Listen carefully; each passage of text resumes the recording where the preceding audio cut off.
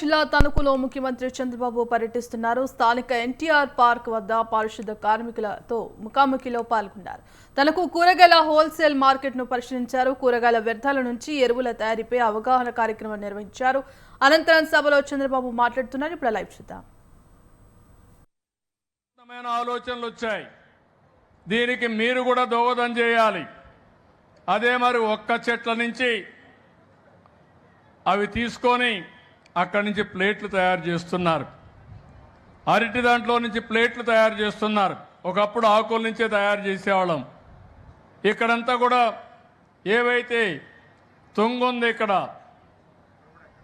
గుర్రపు డెక్క, ఆ గుర్రపు డెక్క చాలా ప్రమాదం. గుర్రపు డెక్క నుంచి ఇప్పుడు ఎరువులు తయారు చేసే పరిస్థితికి వచ్చాం. గుర్రపు డెక్క నుంచి మంచి వస్తువులుగా బ్యాగులు తయారు చేసే పరిస్థితికి వచ్చారు. అంటే ఇక్కడ మీరు గుర్తుపెట్టుకోవాల్సింది సర్కులర్ ఎకానమీని మాట్లాడుతున్నాం.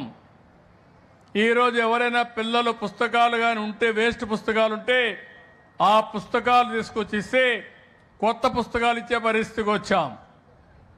దానివల్ల మళ్ళీ చెట్లు కొట్టే పరిస్థితి లేదు. అదే మరి మీరు వాడినటువంటి వస్తువులన్నీ రీసైక్లింగ్ పంపిస్తున్నాం. ఈరోజు ప్లాస్టిక్ పంపిస్తే మళ్ళా ఆ ప్లాస్టిక్ ఉపయోగించి దాన్ని మళ్ళీ వస్తువులు తయారు చేసే పరిస్థితి వస్తున్నారు. గ్లాస్ ఉంది, గ్లాస్ కూడా రీసైక్లింగ్కి వెళ్తుంది. కడాన మీరు కట్టిన ఇంటిలో ఉండే కన్స్ట్రక్షన్ మెటీరియల్ని రోడ్డు మీద వేస్తున్నాం. అది కూడా ఈరోజు మళ్ళా రీయూజ్ చేసే పరిస్థితి వస్తూ ఉంది. ఇలాంటివి అనేక విధాలుగా ఈరోజు సంస్కరణలు తీసుకొస్తున్నాం.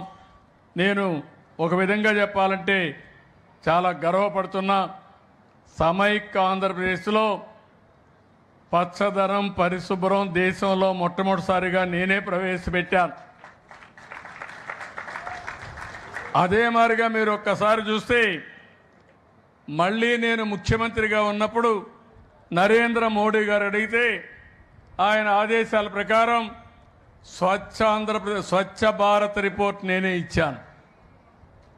ఈరోజు నా ఆశయం ఒకటే, ఆంధ్రప్రదేశ్లో ఒక స్వచ్ఛమైనటువంటి ఆంధ్రప్రదేశ్ని తయారు చేయాలి. స్వర్ణాంధ్ర, స్వచ్ఛాంధ్ర నా జీవిత ఆశయం అని చెప్పి మరొకసారి మీ అందరికీ తెలియజేస్తున్నా. ఇప్పటికే మీరు చూస్తే 100% ఏవైతే ఇంటి దగ్గరుండే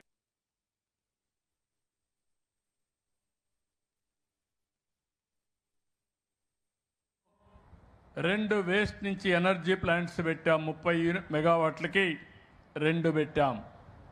నెల్లూరు, రాజమహేంద్రవరంలో 700 కోట్ల రూపాయలతో ఇంకొక 22 మెగావాట్